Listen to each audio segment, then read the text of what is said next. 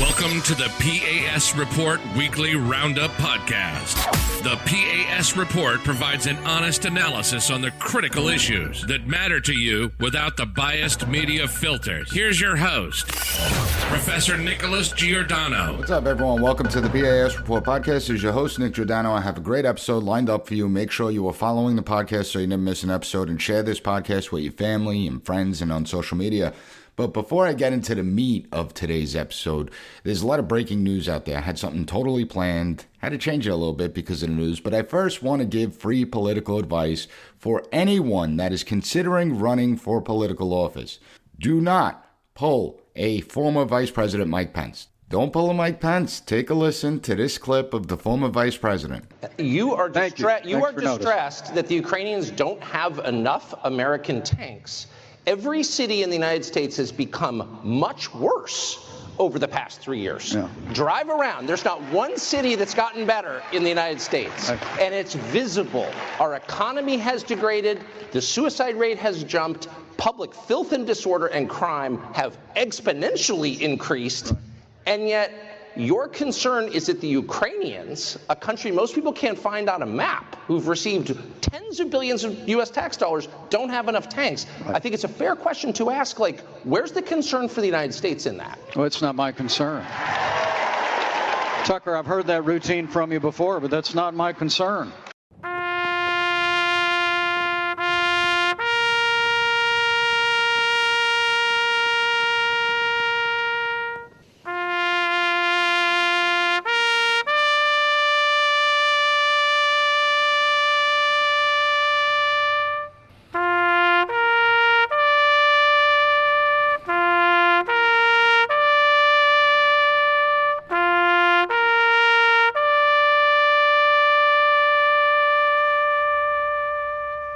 That is the death of his ill-fated presidential campaign. Whenever you're asked about the difficulties America and Americans are facing, don't respond by saying, that's not my concern. Doesn't matter what your intentions were. It doesn't matter if that's not what you meant. It doesn't matter whatever you say afterward. You're not going to be able to clean it up. That phrase alone is what people are going to hear. So that's my public service announcement to anyone considering a run for office. Now, moving on. In a remarkable turn of events, the media is now acknowledging the undeniable need for elder care when it comes to President Biden, especially after his disastrous NATO summit. Take a listen to this clip. Reagan, they also managed his schedule very carefully. Yeah, I think his staff needs to own his age. I'm just going to be honest. I don't think they do a good job helping out the president. And I'm not talking about it I'm just saying if you are managing a president's schedule, and you are managing a president getting on stage and getting off stage and getting on planes and getting off planes. And yes, he's 80. You need to be there for him and you need to make a pathway. And you sure as hell better make sure he doesn't fall on a sandbag. And I blame the staff for that. I mean, these are the things that are going to hurt him. These are things that are going to be played on a loop. Okay, let him do his job, let him do his speeches, let him work on policy, let him do his connections in Congress, unlike any president that we've seen, I don't know, since Clinton. But my God, make sure, your Secret Service, you're his staff, that you were there and you're telling him what's next. These people are amazing. So according to Mika Brzezinski of MSNBC, President Biden needs elder care, but according to her, he's still fit to serve for office. Think about the idiocy of her statement. The guy needs a lighter work schedule. White House staff needs to limit his visibility, limit his interactions with the press, never stray from his side. But yeah, he's still fit to serve for office. Okay. Come on, give me a break, man. Of course, Mika's trying to ignore his cognitive decline, which, remember, that's where the concern really is. And it appears his motor functions are now catching up to his cognitive decline. Not for nothing. We are talking about the sitting president of the United States of America. We are talking about the White House. This isn't visiting angels. And the White House staff are not trained to be elderly caretakers. I'm just saying the obvious. But we can keep pretending that this is all okay. We keep pretending that this is normal. You have to wonder what the rest of the world is thinking. Ultimately, money talks, and sooner or later, someone inside this White House is going to write a book exposing what's really going on. And they're going to make a fortune doing that. Land of America, right? Make money doing it. Now, I have no evidence to back it up, but I think President Biden's health is far worse than we even know. And I think it's degrading each and every day. I think it's clear. We're seeing it on television screens. We're seeing what everyone else is seeing, what the international community is seeing, and it's actually horrifying when you think about all the nefarious actors within the global world stage. So it really is a problem. But according to Mika Brzezinski in the left-wing press, he's still fit to serve for office. He just needs to have a schedule, nap times, and help with feedings and all that sort of thing. So really amazing. But in this episode, I'm going to focus on the FBI. I'm going to focus on the abuses of power within government. I'm going to focus on some really troubling things that are coming out. So it's now emerged, and this is the breaking news that we got, that President Trump is most likely going to get indicted for the January 6th special counsel.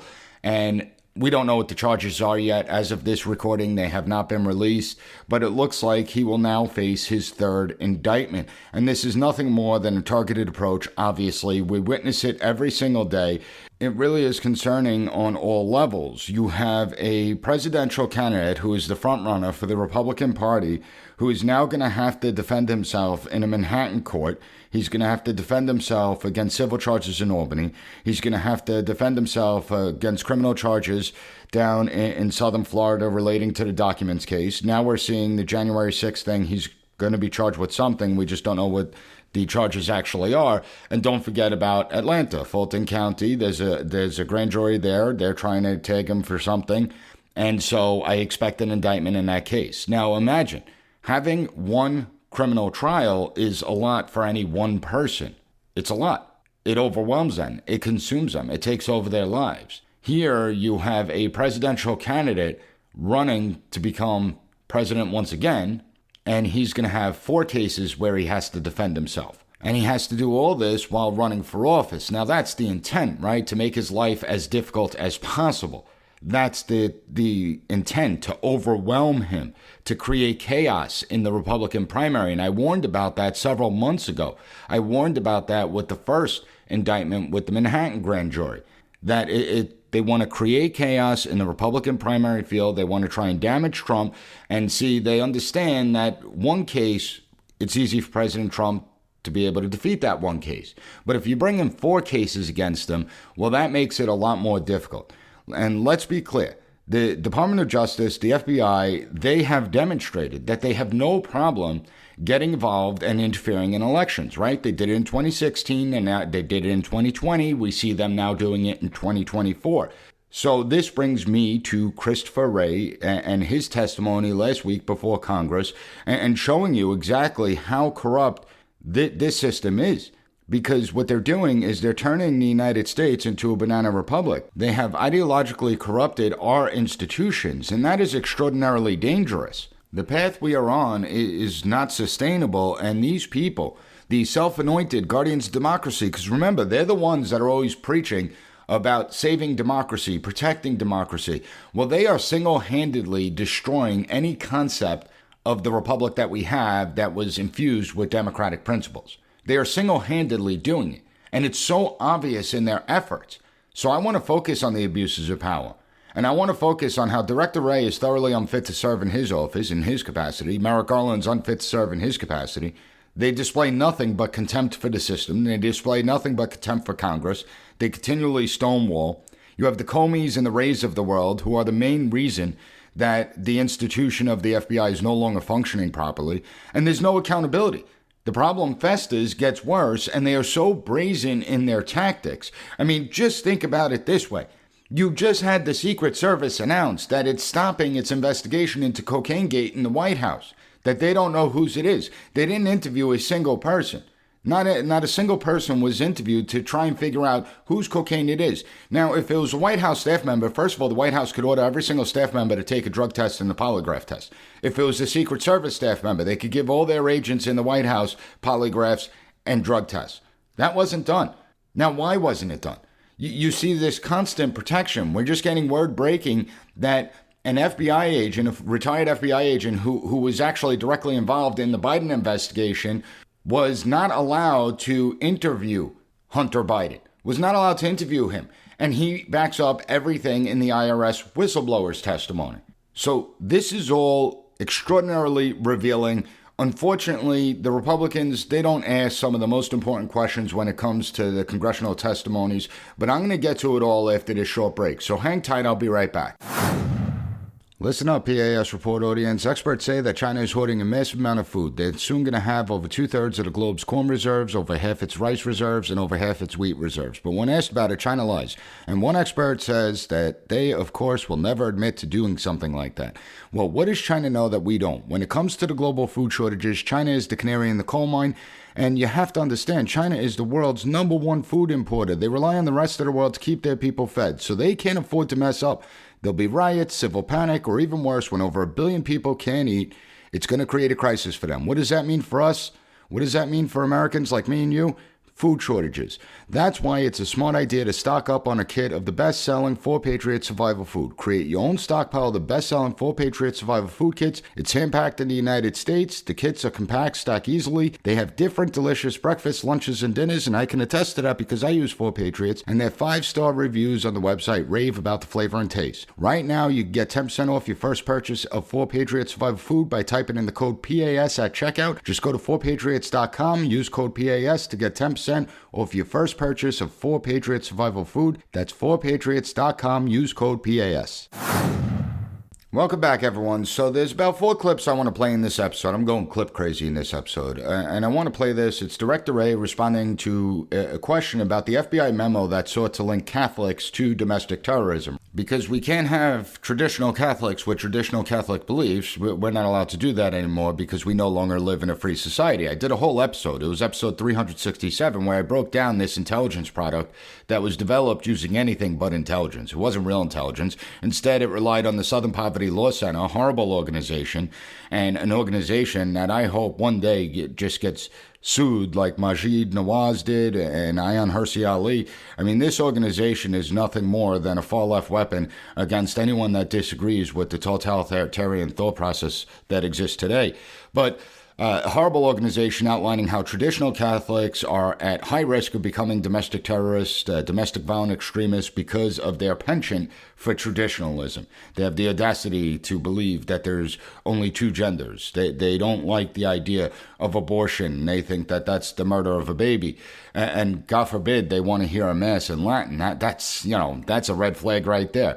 So take a listen to a question that was posed and listen to what Christopher Wray, the Director of the FBI, had to say. Director. Without objection. Director, what's the difference between a traditional Catholic and a radical traditional Catholic? I'm not an expert on the Catholic orders. Well, your FBI wrote a memo talking about radical traditional Catholics. I'm just wondering if you could define it for us. Well, what I can tell you is you're referring to the Richmond product, which was a single product by a single field office, which as soon as I found out about it, I was aghast and ordered it withdrawn and removed from FBI systems. You were aghast, then why won't you let us talk to the people who put it together? We are working on finishing an internal review into what happened We have to wait. We, the Congress, and the American people have to wait until you do an internal review. It's not a criminal investigation going on here. An internal review before we can talk to the people who wrote this? When we finish our internal review, which will be very soon, we will come back before the committee in America? And to provide a briefing on. This is a perfect example of how the FBI stonewalls. Now, he claims to be aghast by this Richmond product, and he ordered it to be withdrawn and removed from FBI systems as soon as he found out. That's what he told members of Congress. Congressman Jordan then asked when he could talk to the employees that were involved in developing this product. Director Wray states, well, once the internal FBI review is complete, Congress will have a chance to interview those that were involved in this product. And I want you to see what's really going on here. This memo was dated January 23rd of 2023. And given that it takes time to write these things and get them approved, I think it's safe to assume the conversations about this probably began in November or December. In February of 2023, the memo was leaked out to the public. Now, we don't know exactly when Director Wray first learned about this memo. It would be a good question to ask. Unfortunately, we don't have people that know how to ask good questions. But it does appear that the memo was withdrawn after it was leaked out. Not before, but after. So that tells me a lot right there. But the real problem I have with Wray's response was how he stated that once an internal review was done, only then can members of Congress get answers. Members of Congress that are empowered to have oversight over the federal bureaucracy. They're the ones that have power of oversight. This memo was leaked out 6 months ago. So, first of all, it shouldn't even matter if there's an internal review. If members of Congress want to question these people, they should be able to question them. However, given that this memo was leaked out 6 months ago, how long does it friggin' take to do an internal review? I've completed intense after-action reports in less time than that. I've developed emergency operations plans in less time than it takes Wray to do a simple internal review. It's outrageous. And I can't imagine that this internal review process would take over 6 months. It doesn't make any sense to me. So I reached out to retired FBI supervisory intelligence analyst and whistleblower George Hill. Great guy. Interviewed him a couple weeks ago. Make sure you check out that episode. But I wanted to get his thoughts, and he validated what I was thinking. He said that based on what we know, it should not take any longer than 5 business days to get to bottom of the anti-Catholic memo, because you have to interview 3 people: the intelligence analyst who developed the product, the supervisory intelligence analyst that had to approve the product, and because it involves religion, it most likely went to the Chief Division Counsel for his approval or her approval as well. That's it. You're telling me it takes longer than 6 months to do that? But no, it doesn't. We all know that, and that's the point. Wray's response was nothing more than a big FU to Congress. He knows he could wait Congress out. He knows that sooner or later, Congress is going to lose interest in the anti-Catholic memo. There's going to be some new shiny object out there that Republicans are going to chase around. And notice how many questions bureaucrats like Wray never answer. And I'll give you a rundown on the common responses to evade the questioning that we see. I can't comment on an active criminal investigation. I can't comment on an internal investigation. Answering that may put our sources and methods at risk. I can't recall. I can't remember. That's not the way I recall it. Not to my recollection. I don't know. I mean, these are the same canned, recycled responses that we constantly hear. It's funny. They always get this case of amnesia. But understand, these people are trained to memorize details. Recognize that when they're testifying about something that's not controversial, you rarely hear them invoke the, I can't recall, I don't remember something, not to my recollection. They never say that when it's non-controversial. They answer all the questions and they provide great details. But when it comes to controversial issues, when it comes to heat and criticism against their own, against internally the FBI, well, all of a sudden they get this amnesia. And they shield themselves with this idea that there's active investigations. And it's not just that. Here's Director Wray being asked about FBI FISA queries. Take a listen to this sound clip. Let's go from the uncurious to the downright nosy. How many illegal FISA queries have occurred under your leadership of the FBI? Well, there are reports that have come out with different numbers about compliance incidents. More than 1 million illegal ones? Because that's what the Inspector General said. The Inspector General said that in the 3.4 million of these queries, more than 1 million were in error. Do you have any basis to disagree with that assessment by the Inspector General? I'm not sure actually that's a correct characterization of the Inspector General's findings on that. The internet will remind you of that in moments. But let's now go to what the court said.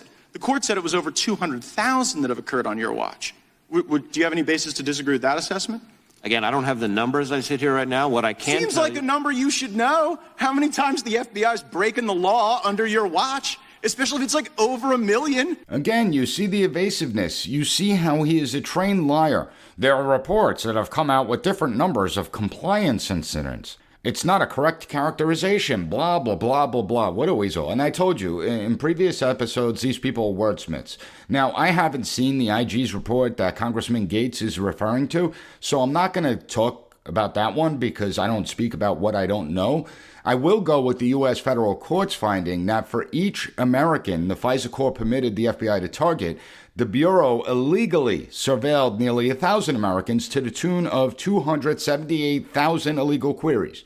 And we have no idea as to the full extent and scale of these abuses, considering that the court's opinion is highly redacted given the subject material.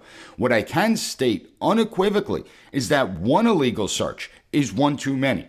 That the first illegal search is a problem, let alone 278,000.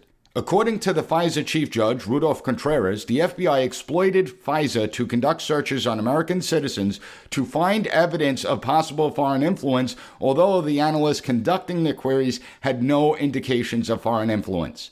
This wasn't the FBI investigating people that committed a crime. It was the FBI searching for a crime to target people. And according to the ruling, the FBI used FISA to target 19,000 donors to the campaign of an unnamed political candidate who had the audacity to challenge an incumbent member of Congress. Wouldn't it be interesting to know who the member of Congress was and who this unnamed political candidate was? I think that's kind of important to know. We don't because it's redacted. The FBI also conducted 656 warrantless searches to see if they could find any derogatory information on people that it planned to use as informants. Now, why would they do that? Were they attempting to blackmail people to force them to become informants? Not for nothing. But these are mob-like tactics that the FBI is using. Blackmail, coercion, extortion. And yet the FBI goes unscathed. So when Director Wray says, well, it's not being characterized correctly, that it's more of a compliance issue, that's a lie. To all the loons out there who want to deny or downplay this is a violation of the law. It's a violation of our Constitution, and people should go to jail over this. Forget about just losing their jobs. They should go to jail over this. We see this constant abuse, this constant disregard, and nobody is ever held accountable. You had Kevin Kleinsmith in the whole Russia hoax investigation, who knowingly manipulated evidence and lied to the FISA court, and he got nothing. He got a slap on the wrist. What, a little bit of probation? That's the extent of it. Didn't even lose his law license and can practice now in private practice. And you could sit there and deny this. You could pretend like this isn't happening, but this is all public information. And this is on top of the federal courts that have explicitly stated that the FBI has been illegally accessing the NSA's repository on Americans. And we're just going to ignore that? You know how dangerous that is? Let's look at how Director Wray responded when he was asked about the FBI's communication and coordination with financial institutions, which is part of the national strategy for countering domestic terrorism. Just want you to know that. But getting those financial institutions to turn over customer data voluntarily, rather than the FBI having to get a warrant. So take a listen to this clip of Wray being full of shiff. Yield the time to me. Did the FBI ask financial institutions to turn over their customers' debit and credit card purchase history in the Washington, D.C. area for January 5th and 6th, 2021? I don't know the answer to that as I sit here right now. Well, we do, because Bank of America gave us this email from the FBI to Bank of America. Well, I am aware that Bank of America provided information to the FBI, but... Now, am I overblowing this? Am I taking it out of context? Am I making it a bigger deal than it really is? Maybe I'm a little hot under the collar. Let's ask Vincent LaGuardia Gambini what he thinks. Everything that guy just said is bullshit. Thank you. Again, this is disturbing. Director Wray is asked if the FBI knowingly asked financial institutions to turn over their customers' purchase history. Wray responds that he didn't know the answer to that. And of course, he knows the answer to that. Of course he does. Then he's actually confronted with an FBI email to Bank of America, and Wray says, well, I was aware that Bank of America provided the information to the FBI. Well, what did Wray think? Did Wray think that Bank of America just happened to reach out to the FBI out of nowhere and voluntarily say, hey, we're going to provide you with every customer data that was in the Washington, D.C. area on January 5th and 6th? Do you think that these companies, these huge financial institutions, are voluntarily going to provide their customers' cherished financial data without a request by the FBI and perhaps the FBI director? Come on, man. This has gotten so out of hand. And again, do you really think that the head of the FBI wouldn't have to sign off on the FBI reaching out to a financial institution to try and get these financial institutions to voluntarily turn over customer data rather than having to go to the courts to try and get a warrant for each individual being targeted? And I wouldn't be surprised if the director had to contact the CEOs of these financial institutions directly to get this information. Remember, without this data, the FBI wouldn't have been able to identify most of the people they launched investigations into and later on arrested. But I'm not done yet. And I'm wondering if the House will open an inquiry into whether the FBI director openly lied, committing perjury, and possibly start a contempt of Congress inquiry. I'm going to explain it all when we get back from this quick break. P.A.S. report listeners, our government is out of control. Criminal tax hikes, hyperinflation, a full-blown recession. It's part of the grand plan. The billions of dollars Biden keeps sending to the corrupt government in Ukraine, the trillions in new taxes he wants to shove down your throat, the electronic banking system crash that resets everyone to zero, checking accounts, saving accounts, 401ks, IRAs, all of it, zero. But you don't have to be a victim. Protect your money and get up to $10,000 in free silver to do it when you call Goldco. Goldco's helped protect over $2 billion in gold and silver for people like you and me. They're offering you up up to $10,000 in bonus silver when opening a qualified IRA account just for being a supporter of the P.A.S. report. So whether you want to protect $50,000 or $500,000 or more, this is your opportunity to protect yourself from our out-of-control government. Don't be a victim and call Gold Code today. 855-656-0196, 855-656-0196, or go to goldcode.com/PAS report. Welcome back, everyone. 2 more clips left, and the next 2 clips I'm going to play is Christopher Wray's response when asked about school board memo and targeting parents. And the first clip is very important. In this sound clip, Wray is asked directly about the Department of Justice school board memo and whether the FBI targeted parents. Take a listen. Director Wray, did Attorney General Garland consult with you or the FBI before issuing that memorandum? I can't get into discussions that did, or maybe more importantly, did not happen between the FBI and the department in advance of the... Why do you say more importantly did not?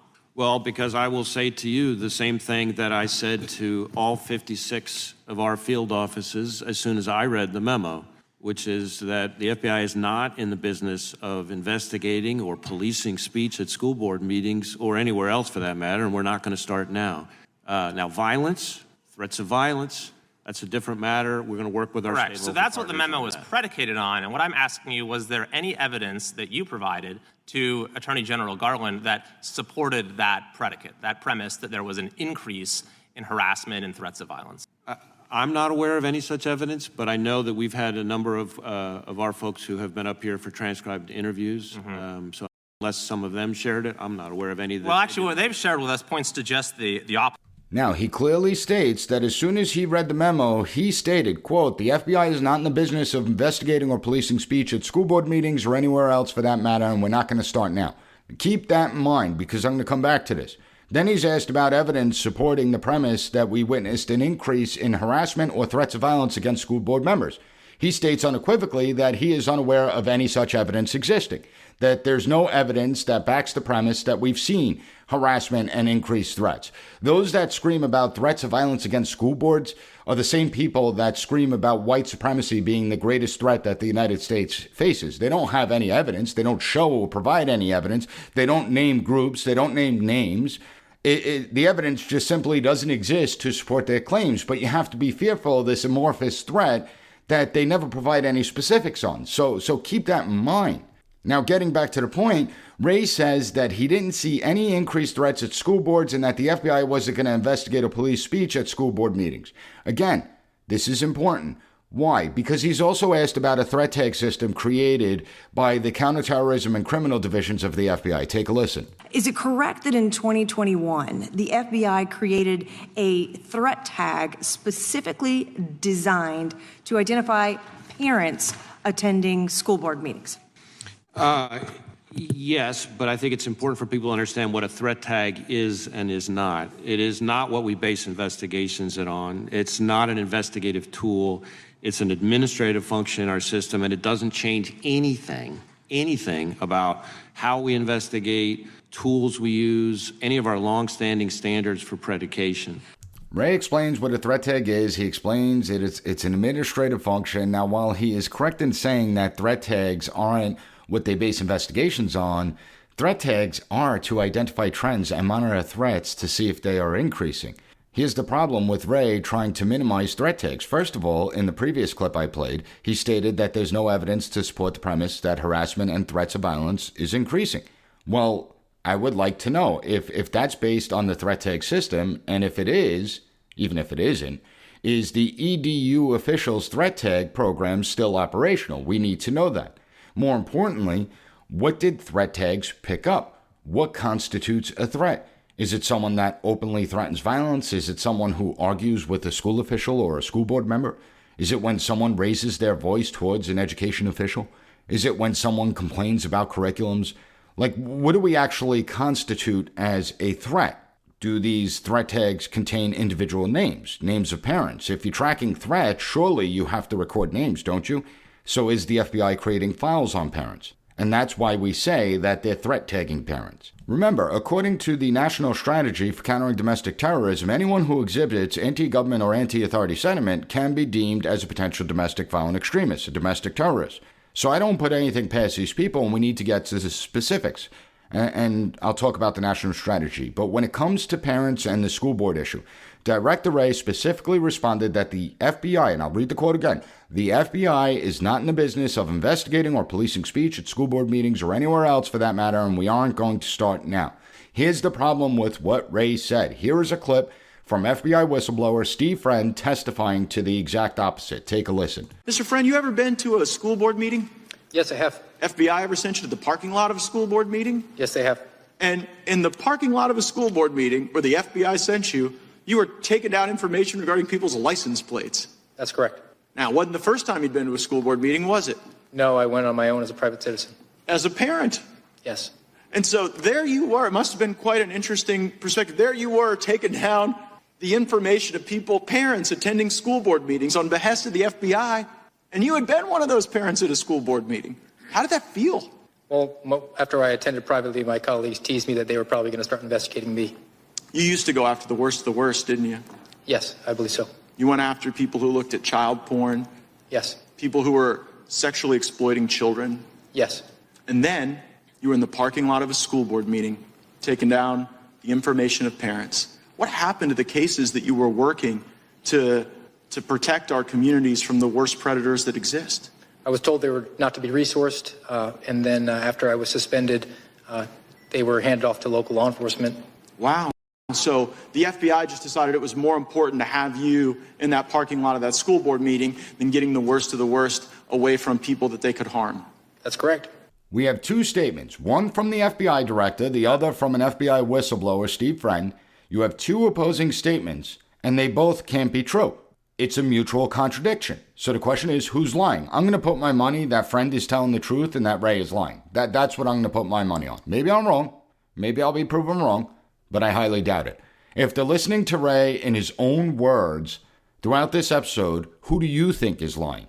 And then, unfortunately, we have these loons who are so blinded by their hate and political ideology that they go to great lengths to downplay or ignore the abuses of power we're witnessing. When I posted some of these clips online, you had this vitriol towards the members of Congress that were asking the questions. And that's the amazing part. Some people were so vested in hate, they're so vested in hate that they don't care about the abuses of power. They didn't dispute what I was arguing. They didn't dispute what I was saying. They simply ignored it and criticized the questioners or me. To all the morons out there, you can hate Republicans all you want and still acknowledge that the FBI and other institutions have abused their power. I mean, we're just getting the whole new information about Lord Fauci, the embodiment of science himself, who tried to cover up the whole Wuhan lab leak theory. And now it turns out that he was aware it possibly came from the lab, that it was possibly genetically manipulated. So we learn this, and yet they'll still go to great lengths to defend someone like Lord Fauci. They'll go to great lengths to defend Director Wray. For all your hatred, at least we could vote out members of Congress. When it comes to those with extraordinary power like Director Wray, we don't get to pick and choose those. The bureaucrats that lead our institutions are far more dangerous. So stop with your hate and open your eyes. You have others trying to dismiss the abuses of power by saying that Wray's a Republican. He was appointed by Trump. Who cares? Who cares who he was appointed by? Who cares if he's a registered Republican? As if Republicans can't abuse their power? Of course they can. And it's amazing because in the next breath, they say that people like me want Wray gone to protect Trump. I want to make this clear to every single listener out there. My loyalties aren't to a political party. My loyalties aren't to a politician. My loyalties aren't to one person. My loyalties are to my faith, to my family, and to my country. That's where my loyalties lie. They lie with the United States. And I will always call out abuses of power. Doesn't matter if it's Republicans abusing power, Democrats abusing power, doesn't make a difference. There's only one clear way to fix this problem, and that's to downsize government. By returning to the principles of limited government, we actually have a chance of surviving. But if we continue this trend, we're already in that banana republic mode. It's only going to end in authoritarianism. I brought up the national strategy for countering domestic terrorism a few minutes ago. And I want you, they talk, well, you're a Republican. You're trying to defend the Republicans and blah, blah, blah. Understand that not a single Republican, not a single one asked Director Wray about the national strategy for countering domestic terrorism. Not a single Republican brought up this document. Not a single Republican asked how this document impacts the mission of the FBI, whether the FBI has made changes to their operational approach, whether it comes to the law enforcement aspect or the intelligence aspect, according to this document, whether the numbers that they're using to claim that the threat of domestic terrorism is at all-time highs. Not a single Republican member of Congress had the common sense to ask whether the overinflated numbers are based on the loosening of the definition of anti-government, anti-authority sentiment. Not a single one. So Republicans are part of the problem too. And now we have the 2024 elections that the federal bureaucracy is heavily involved and invested in, that they're interfering in. And how is this going to help the situation? Like, it's not going to make the situation better. What do you think is going to go through the minds of all those people on the Republican side and those people that support former President Trump? Do you think they're going to have more faith in the system or less faith in the system? I mean, recognize, I get that not everyone's going to agree with me on the political issues. You would hope that we could all get together and agree that abuse of power is bad, and we're witnessing abuses of power in proportions that we've never seen before. Even worse, it's ideological abuse of power. It's not like it's just money, corruption, taking money under the table, enriching themselves. That's the Biden family business that exists. It's the ideological abuses, targeting political opponents simply because you don't like them, marginalizing supporters of the political opponent because you view them as fascist, as the biggest threat to the republic, covering up the potential crimes of those that you want to play political favoritism towards. That's where the danger is. And you would think that those on the other side, I mean, instead of showing this pure vitriol and hatred for the former president, why don't you understand why people supported him in the first place? Why don't you try and understand why people still support him? Why don't you understand? I mean, stop ignoring the wide swath of America that has lost faith in many of the institutions. Why don't you ask yourself, why have they lost faith? Instead of viewing ordinary Americans as the enemy. Open your eyes. Because if nothing changes, I know how this ends. It's not hard to figure out. All you have to do is be a student of history. Look at a lot of empires that have collapsed. And the ending's right in front of us. And when it does crumble, guess what? You think your political ideology is going to save you? You think that just because you may have what they deem as, quote unquote, the right opinions, that that's going to protect you when the system collapses on itself? Guess what? It's not. So wake up now. Call out the abuses of power now. Let's hold those engaged in wrongdoing accountable. Only then do we heal the system. Now, I hope you found the contents of this episode informative. Make sure that you follow and subscribe to the podcast so you never miss an episode. If you did find it informative, please leave the P.A.S. report a 5-star rating on any podcast platform that allows it. Also, take 30 seconds to write a review. I want to thank you for joining me, and I'll be back on Monday with another great episode of the P.A.S. Report podcast. Thank you for listening to the P.A.S. Report Weekly Roundup Podcast. Have a good one. Bye. Be sure to rate, share, and subscribe to the podcast so you'll never miss an episode. Also, visit PASreport.com and follow us on Twitter at PAS Report.